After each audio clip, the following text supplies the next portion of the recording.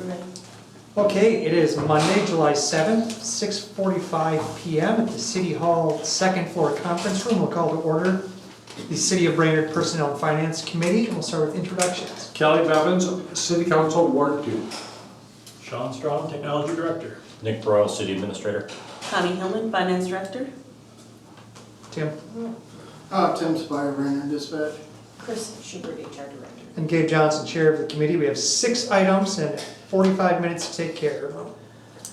The first item is to approve a renewal of a contract with CLC for the PEG channel operations. Sean. Yep, so tonight's pretty straightforward. We've hit the 3-year mark on reviving the cable channel, so it's been 3 years. This is the original length of the contract, so we're suggesting that we renew it for another 3 years and see where that gets us. This doesn't really, the wording of the contract didn't change a whole heck of a lot. We added the Public Utility Commission and the HRA meetings to the meetings that they would cover.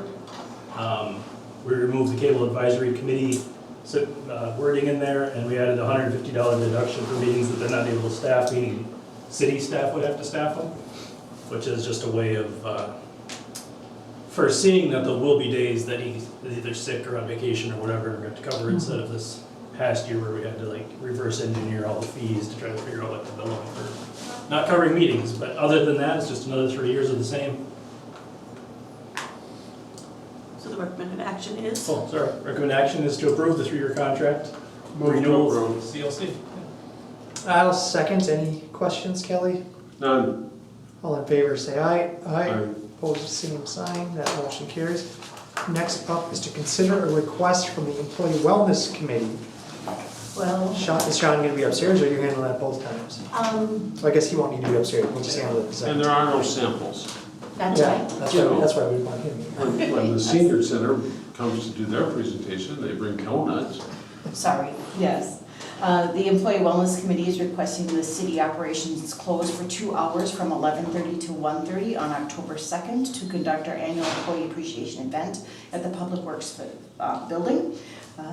We asked for this 2-hour closure last year. It seemed to work better than what we had for an hour and a half the year before that. So recommended action is to close city offices, again, from 11:30 to 1:30 on October 2nd for the employee appreciation event at the Public Works building. I do have a question, Mr. Chair, but I am supporting this. Well, my question is, in the past, or at least in the recent past, we had a large group of employees choose not to show. Do they get an hour and a half paid off? No. Okay, so just want to make sure that's clear, that if you choose not to come, this is paid if you come, correct? Correct. But if you don't come, you're expected to work. Okay, I motion to approve. Second, all in favor say aye. Aye. Opposed, same sign. That motion carries. Next up is a revised MOU allowing IBEW employees to work at the hydro facility. Chris. So after we had the contract settlement with United Steelworkers earlier this year, the IBEW union did not agree to the MOU allowing those IBEW employees to work at the hydro facility. Specifically, they were concerned regarding the rate of pay noted in that MOU. Additional discussions took place, and we included a revised MOU in the packet the IBEW union had agreed to. Also, since then, the United Steelworkers has agreed to it as well. They gave me a signed copy of it today. The recommended motion is to approve the attached revised MOU allowing IBEW employees to work at the hydro facility through December 31st of 2027. I move to approve. Second, all in favor say aye. Aye. Opposed, same sign. That motion carries. Chris, can you mention this upstairs, or Gabe, if Chris's explanation isn't needed, that the IBEW is the public utilities union? Not the administrator. Right. All right, I'll clarify that. Okay, I'll get an update regarding the Minnesota paid family medical leave and ancillary benefits. Earlier this year, the council authorized a request for proposals process to obtain plan design proposals and pricing quotes for a private plan to administer Brainerd's paid family and medical leave. Our broker, Integrity Benefits, conducted the RFP on our behalf and also for 132 other clients throughout the city, throughout the state of Minnesota. Integrity's analysis of the proposals are attached. It is a comparison also to the state administered plan. We had 5 companies that responded to the RFP, with MetLife submitting the most favorable proposal at a payroll premium rate of 0.79% compared to the state's rate of 0.88%. If Brainerd elects to go this route, it is estimated that the city of Brainerd and the Brainerd HRA will save approximately $13,000 in premium. MetLife's proposal also included a rate guarantee for either 1 or 2 years, depending upon the city utilizing some of MetLife's other insurance products. We are doing RFPs for some of those proposals at this point. We have already received the short-term disability proposal. And I should note, short-term disability is fully paid by the employee, not the employer at all. And that our STD plan, short-term disability plan, will have to change quite a bit. We already approved you, Sean. Gotcha. It'll have to change in 2026 because of paid family medical leave. With that said, staff is recommending that we, and Integrity Benefits, our broker, is recommending to accept MetLife's proposals for both the paid family medical leave and for short-term disability, effective January 1st, 2026. No questions? And then move to approve. Second, is that $13,000 in annual savings projected? Yes, and it's about $12,000 for the city and $11,000 for the HRA. It is based on first quarter 2025 wages, so it actually probably be more than that. Now, when do we, this is effective January 1st, 2026, so we're really only saving off a budgeted amount. Correct. So we can't go buy a new air conditioner for the police department. It's a or anything like reduced that. budget increase. Generator, it was a generator. They've got a generator, we don't here. Yeah, That's that what was, we do. that was the deal. We'd need 10 years of savings to pay for a generator. Yeah. And Bill is on the line from Integrity Benefits. I If you hope have so. any questions for him. Actually, Think so? I hope so. It's all right. Okay. I don't know if Bill is there or not. Cool. Hi, Bill, thanks for being here. We don't have any questions. Hi, thank you. Thanks for having me. Okay, all in favor say aye. Aye. Opposed, same sign. That motion carries. Next up is authorized request for proposals for long-term disability insurance. So according to state law, political subdivisions must request or do a request for proposal process at least every 5 years. And when we have group insurance benefits, and it is now time to complete our RFP for our long-term disability insurance, as it has been 5 years since our last process. So Integrity Benefits has also suggested that we propose an alternative plan design to the carriers that changes our LT benefit elimination period. It currently is 6 months, and the alternate would be for a 3-month plan. And that is because of the duration of the new paid family and medical leave benefit that starts again in January 1st. Integrity Benefits has informed us that this will be the standard LTD elimination period in Minnesota as of 2026, so that the claimants don't have an extended period of time for their income losses that they transition from paid family medical leave to LTD. If the city decides to choose that option, the proposed plan change should be negotiated with the unions, and we can negotiate that at a future date. We don't have to do that right away in 2026. So the recommended action is to authorize staff at Integrity Benefits to conduct an RFP process for our long-term disability insurance based on our current policy and with the alternate plan design as proposed. I have no questions and I move to approve. Second, all in favor say aye. Aye. That motion carries. Item number 6, discussion regarding roles and responsibilities of the City Council and Public Utilities Commission. Nick? Thank you, Mr. Chair. On the June 16th City Council meeting, Council directed staff to solicit input from both the Council and the Commission regarding any ambiguities, any lack of clarity, if any, between the role of the City Council and the role of the Public Utility Commission. We sent out that email. We received 5 responses, 3 council members and 2 commissioners. So included in this packet are all the emails from those 5 individuals are included in the packet. Also, Chapter 5 of the charter is included in the packet, and also the org chart is included in the packet. So in the recommended action motion, staff put together, in addition to the 5 emails and the comments with those, we put together some potential questions that need clarification.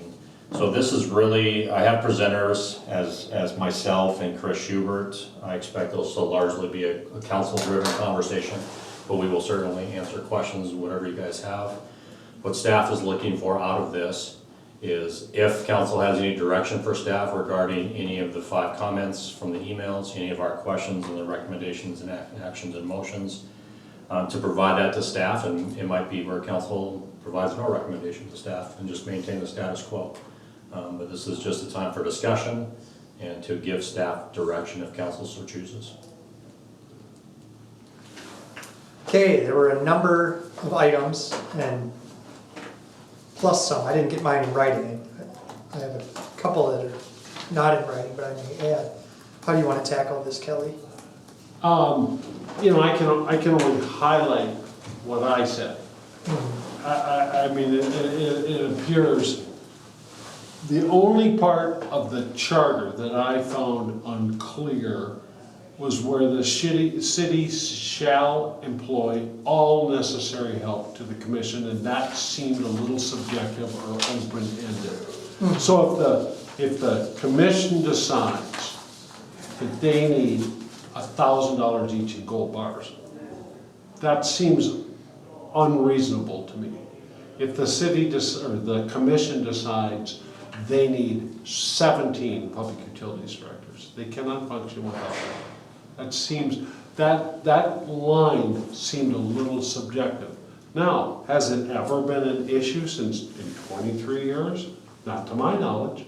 There's never been an argument between the Public Utilities Commission and the City Council regarding that line. All necessary help. I mean, so is it, in other words, it might be fixing something that's not broken.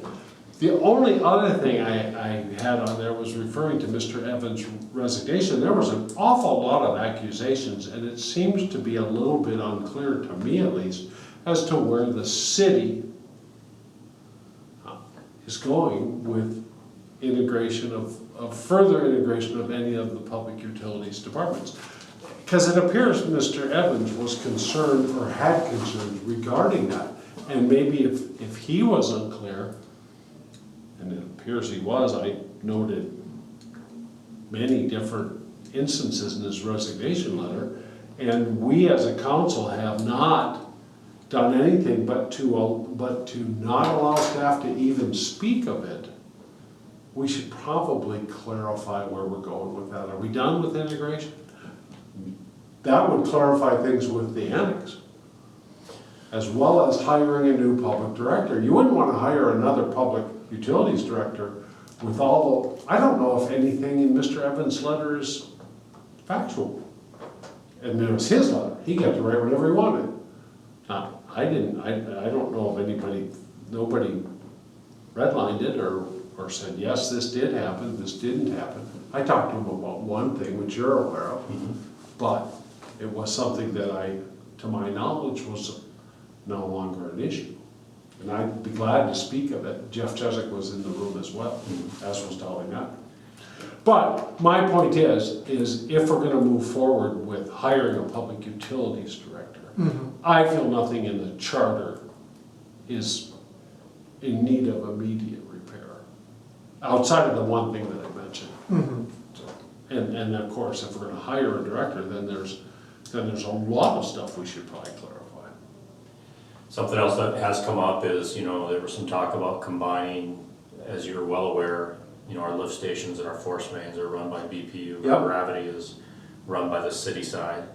And there was some talk about integrating those two functions, which I would certainly support. Would that require a charter change? Yes, last time we were changing the charter, I tried combining them. Okay. There's no appetite for it. So that's something that for the council to consider as well. But I mean, the staff. And that's exactly my point. Staff was given direction via motion a month or so ago to cease and desist Yes. all chatter about integration for like a year. So we are gonna abide by that unless council tells us otherwise. So then, according to that, we probably shouldn't hire a public utilities director for a year until we square that away. Or if we do, we certainly need to do something according to Mr. Evans's letter something different than we did when we hired him. I mean, his letter is very clear, and I highlighted what he claimed. And I apologize, I have no way of knowing whether his claims were accurate or truthful. I'm not meaning to put him on the stand, he's long gone. But if we're gonna do it again, and you were part of the hiring thing. Oh, I was not. Oh. I was part of union negotiations dealing with that Oh. stuff. Kara Okay. Terry was part of the hiring thing. Kara Terry was part of the hiring, so. I have always and I will continue to recommend that we do move forward and hire a director. I think Okay. I think that's the best way to go. I think it would be ill-advised to continue with the three-headed leadership team over there. I just don't think that's the best way to run the organization. That's my opinion. Well, and if it's gonna be a year until we discuss integration again, you're probably right, but according to Mr. Evans, we need to do something different. And I agree with you on that, and what I didn't submit in writing, but I verbally shared with Chris and Nick a number of times, is the two things that stick out to me from that resignation letter, whether you want to say it's all phony or all real, it doesn't matter. Two things that stick out to me as a policymaker is he accused us of lying to him in the hiring process. Yes. How are we going to fix our communications? What are we going to say? What are we going to do better as a city? I'm sure you guys all did everything perfect and nothing could be improved. But I also challenge you to consider that maybe something could have been done better and he wouldn't have felt so hurt. And then two, the answering to two bosses. It needs to end. That people think there's two bosses to our employees. We have the organizational chart here. You will see that you have the city council, the commissions and everything goes to the city administrator. Every single employee in the city of Brainerd is under the city administrator or one of its department heads. Okay. So a public utility director answers to the city administrator and nobody else. And you think agree that- with that? Yes, but people are confused by it. Like Nick Evans, Chris Evans thought he had two bosses. Somebody was telling him, somebody thinks that there's, Who was the second boss besides the city administrator? I He think, doesn't say. I think the commission is what I assumed, I don't know. I don't know either. The charter is very clear as to what the commission's job is. Right, the city council employs and sets all terms and conditions of employment from the city council, but there seems to be confusion on it, or there was, Chris Evans seemed to be confused on it. That's my point. He thought he had multiple bosses. If what you're saying is correct, and Gabe is saying is correct, and I believe both of you, I see no confusion.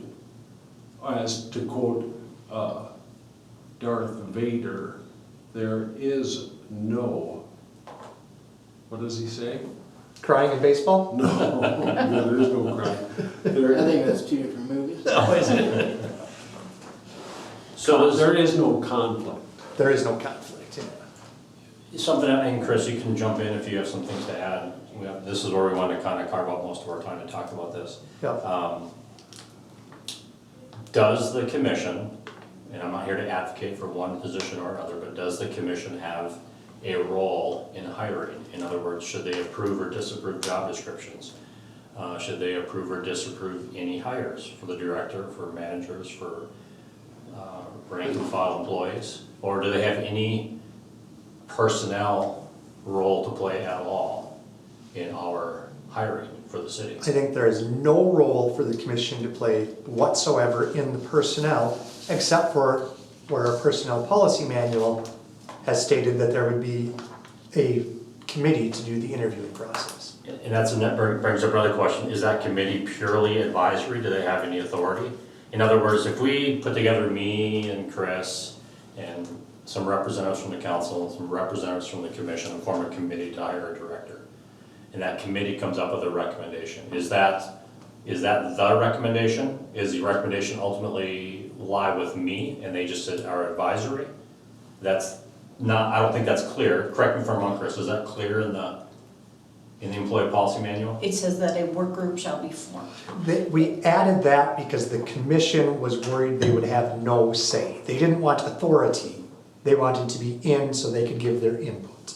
So that's why we added that. So it is the city administrator's sole discretion on who was hired as a department head. So in your opinion, the work group is purely advisory to the city administrator? I would say so. And I make the recommendation. to Now, the as a council. courtesy to put a public utilities member on that commission, I think is a good idea, onto that work group is a good idea. Absolutely. Just like we did with the the new job descriptions in the IT department, we did send that over to, didn't they look at that as well? No, they didn't. Aaron did. Aaron did, yeah. Right, as their Yeah. IT supervisor. I think he did, you're right. Don't do that, do this. Yeah, and I think that would be a courtesy. This is our current public utilities director's job description. I don't see it would be the council to change it. The council's prerogative to change it, but to let the Public Utilities Commission look at it, it's not changing to my knowledge, unless it is. I haven't seen a proposal for a change to, but if To my they're, knowledge. but so in theory, they already have it, right? We're not changing it. So, but if they had a suggestion on something to change, I would appreciate hearing it, but it doesn't mean I'm gonna abide by it. But, does that make sense? It's like when the park board meets, it's those things. So, anyway, So if I can go back to item number 1 under the recommended motion or the action. We talked about control, operate, and manage the utilities. I have had. The following utilities of the city, and then it goes on to name pipes, Yeah, cords, and plants. It doesn't name a single employee. right. I agree, Yeah. but people get confused, and so there it was shouldn't be comments. confusing. That's why we're here to clarify. Correct. And that's why there's a couple bullets underneath. And the one bullet says, do they manage the personnel? Or does it simply mean the commission's oversight is to make the organization, make sure that it's running efficiently within budget and keeps an autonomy for setting rates? Is that what, when someone asks me what is the commission's role when they control, operate, and manage the utilities? Is there a statement that we can provide to them? And this was actually from Commissioner Madden. She gave us this direct information and we quoted her to make sure that we tried to clarify this for anyone. When I've been asked that question, I've compared it to the park board. The language in the charter is very, very similar, almost the exact same, between the park board and the Public Utilities Commission. The park board has control over all the parks. They set the programming, they set the priorities, they set the capital budget. That's all in their wheelhouse. The council can ask them to change things, and we have budget authority, just like we do over the commission. But they control nobody. They can't tell the staff what to be doing. They set the policies, they set the plans, and then it's up to the city administrator and the public works director to see it happen. To implement. And if at the Public Utilities Commission, I see the same thing, where the commission would make all operational decisions for the utilities, not the human beings who work there, but the actual utilities. And then it would be up to Nick and the Public Utility Director, or the administrator and the Public Utility Director, to make sure their will is implemented. I think several people will be happy to learn of that clarification. Thank you. The next one, Kelly kind of talked this already, to employ all necessary help. Mr. Chesak had some comments in his where it said, you know, this council is required by the charter to hire every position, or the number of staff is recommended by the commission. Is that, are we required to is the council required to do that? Or is that per the budget?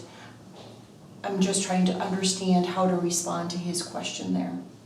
Shall is a pretty strong word. But I think there's ambiguity there. Now, if they, let's make it more practical.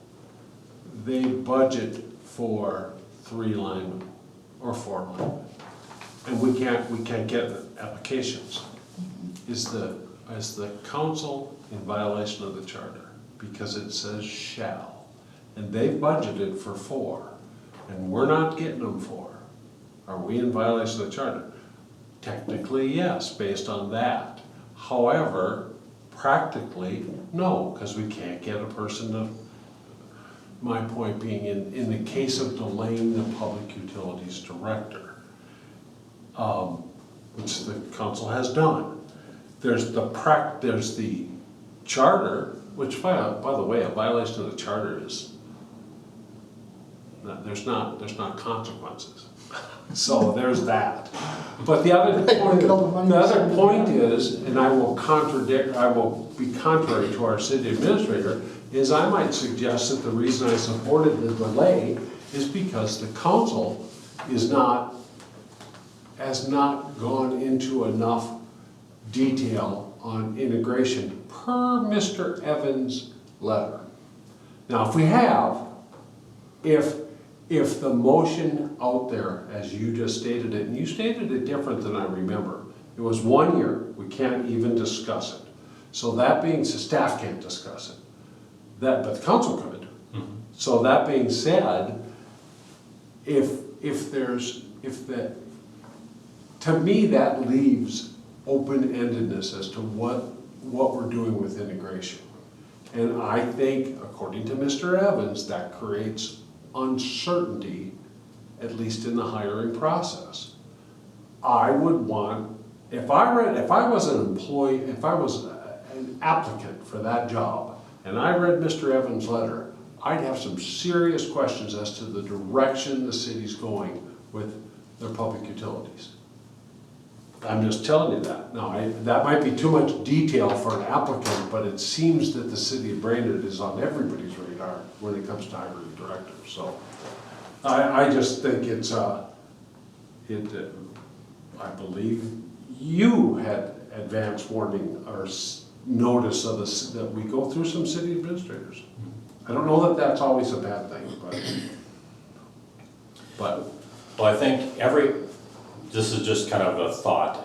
I think in every healthy organization, an employee that's coming new into an organization, to me, for sure within the first week, they should know exactly who they work for, Yes. exactly what their job is, exactly who can task them, exactly who they can task. All of those things should be known very, very, very early on. I'm not saying that exists or doesn't exist here, but if there's improvements that we can make in that area, I would be fully in favor of that.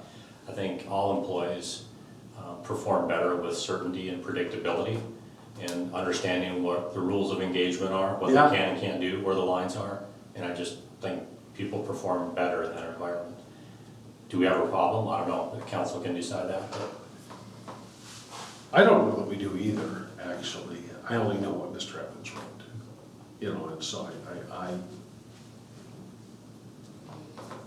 I don't, but it would be a 20-minute workshop, probably, or an hour workshop to determine whether we're gonna go any further with any kind of integration. You just mentioned force mains and lift stations and that sort of stuff, and at one point, one of the advantages I saw in integration is everything underground under one roof.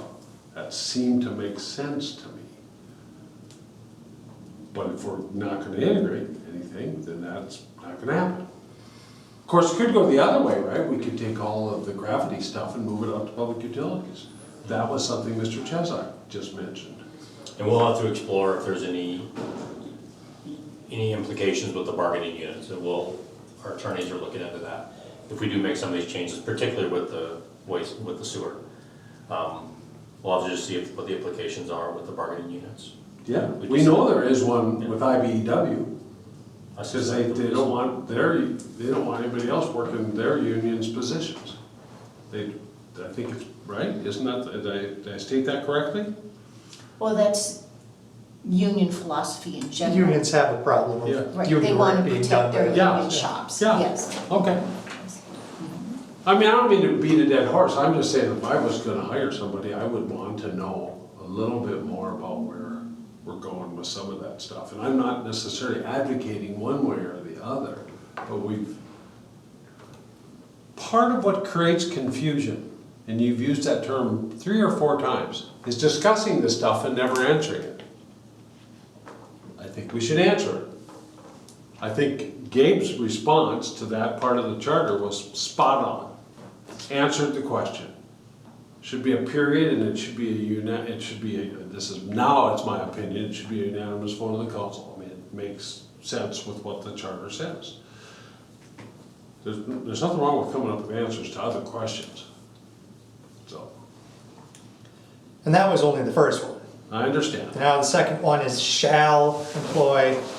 Does it mean we're required to have every position?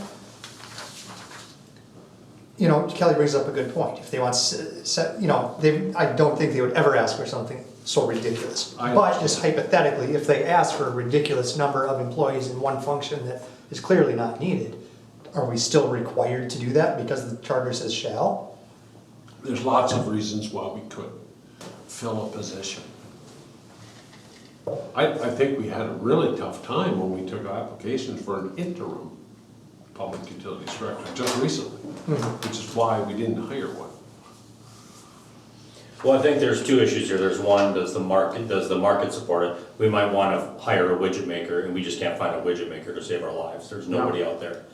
The other question is if the public utility, I think this is what you might have been going with this, Gabe, correct me if I'm wrong, I think if the public utility says we need 15 linemen, does the council have any role to say, wait a minute, I'm not sure that you need 15? If they Or budgeted if it says for it. the council shall, does the council have any avenue to push back on that? In that instance, I think the time to fix that is at budgeting. Hey, guys, you've budgeted for 15 linemen and you only need 13. And that's all we're gonna approve. That's the time to address that. But I think the attorney should get involved with reading that shall employ all necessary help. Because necessary is I think that's a pretty commanding word. And then it phrase. also states to properly perform its duties. So is necessary mean that just because they want it, is it necessary to be able to perform their duties? So to me, there's another part of that sentence as well. So it isn't just employ necessary help, it's to make sure they can perform their duties. So is that according to the commission, is according to the council? I get questions, and so it's nice to have clarification for these types of things, and I appreciate the discussion. I think it all goes through the council, by the way. In the end, the council is responsible.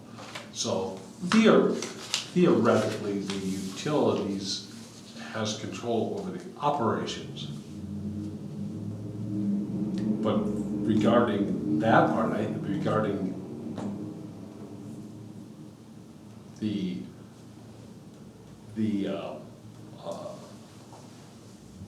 where am I reading here? Performing its duties. Yeah, performing its duties. I think that's controlled through the budget. Theoretically, we budgeted for a public utilities director.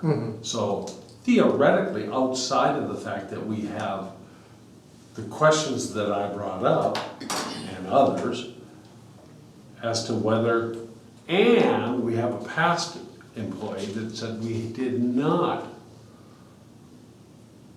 functionally prepare him to give him the parameters of his job properly. I'm not saying that he's right or wrong, I'm just saying this is what he said. I would want, as a council member, to take a step back before we just fill the slot, because the charter says we shall, to clarify whether we are giving the next public utility director the parameters of the job correctly. ahead of time. Ahead of time. Yeah. I'm not saying we did or didn't, but it appears at least one person thinks we didn't. It's worth looking at. Sure. But then the next part of that sentence says the council shall approve all terms and conditions of employment, and I think that covers pretty much everything. Yeah. And I think that's the way it should be, not the Public Utilities Commission. So when it says personnel for vacant positions may be recommended by the commission to the council. I think that was a mistake in the charter. I don't think that should be there. I think when we made the charter change, one of the main priorities was to get the IBEW Public Utilities Group under and in the city So we didn't have two different bargaining units, two different pay structures, two different everything that causes us to lose or fail pay equity and all that. So the entire goal of the change was to put everything under one body. And we chose the city council instead of putting the street guys and parks guys and police under the Public Utility Commission. So they are all employed by the city.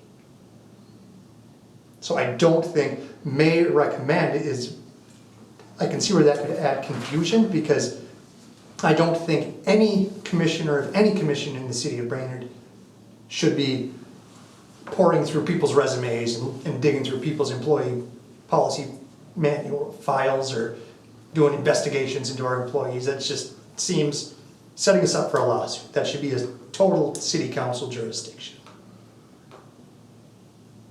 So if we do amend the charter, I would take that sentence out. When I read that, I think like if the commission has an opening for a public utility director like they do, the may recommend would be like if they have an employee they've worked with for 20 years, they're like, we really want this person, they may recommend that person, but not like dig through employee records and everything.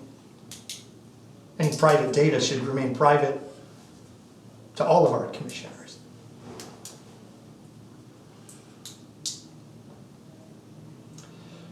What does necessary help mean? Is the council required by the charter to hire every position? We don't know. If they budgeted for it and we approved it, it's necessary. They budgeted for 3 IT people in 2025? Yes, there's 2 extra, yes. Yeah, so they had Aaron and they had budgeted for 2 more and we approved the budget. Yep. But the hiring never took place and we reorganized all of that. So could they still go hire 2 more IT people since it was approved in the budget?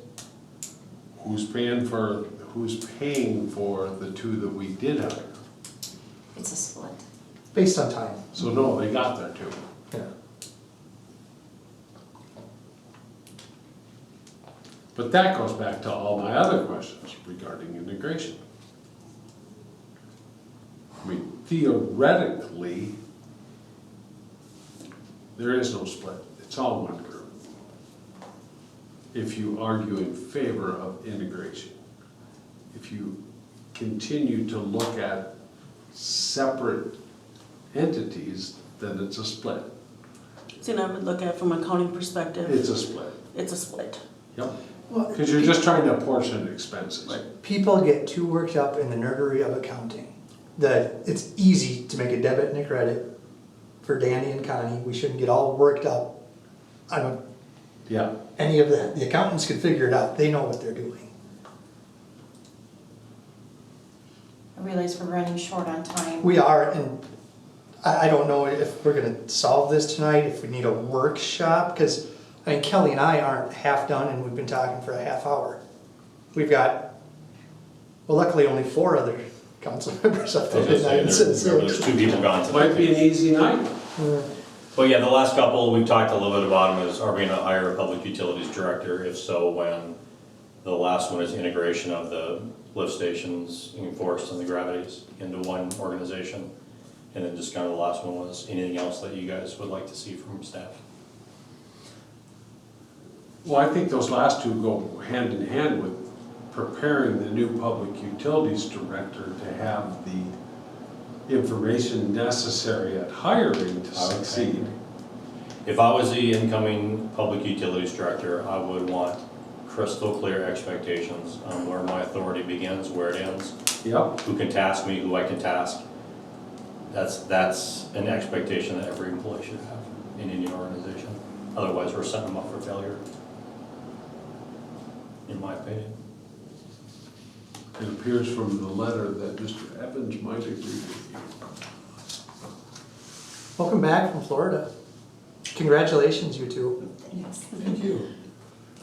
Do you want to bring a motion upstairs for this, Kelly, or do you think we should try and do a workshop next week? And I think we should try and do a workshop to answer some of these questions and to clarify, but I think we could probably clarify a couple of the things, the earlier ones, but the necessary help required is probably a little bit more complex. Was that your question, Dolly? What's that? The necessary help part? Yeah. Yeah, I think in past practice, it's always been, the informed commission to say, we need help in this department or running shy on that. So it's always left it to staff to kind of cycle through some of the applicants and then bring a recommendation to commission and then bring it to council. So with some of these changes, I can see that why it wouldn't even come to commission. If it's a budgetary item and we've already approved it the year prior, it should just automatically come to council. HR, I should say. Yeah, HR and department head do Yep. the process. Mhm. I don't disagree with that. I don't disagree with that either. I think when we walked in, the may have recommendation was for the public utilities director. I think it was that committee, by hiring the public utilities director. Yeah. That was the piece that we wanted to make sure. I think we- Well, that goes hand in hand with the employee policy manual Mhm. hiring committee. See that.